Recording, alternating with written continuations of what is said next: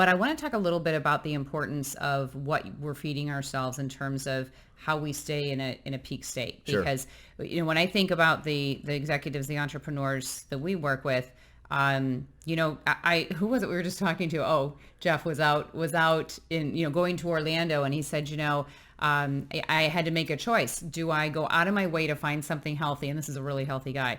Do I go out of my way to find something healthy, or do I just run through a drive-through? Right. And he ends up going through the drive-through because it was more convenient at the time. But what does that do when you're putting something in your body that is not optimal? How does that impact your ability to focus, your thought process, your energy level?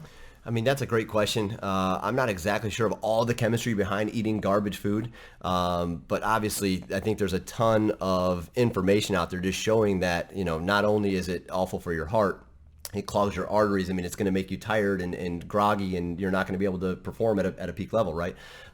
So from that perspective, again, the exact chemistry behind that question, I don't know that I can answer, very thoughtfully.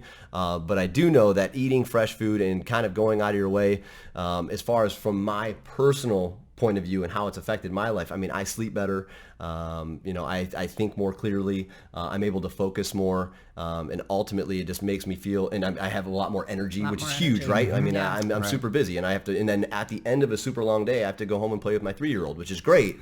But in order to do that, you have to have energy, right? Right. So you got to fuel the right way. So that's what I think, and how healthy eating has personally impacted my life.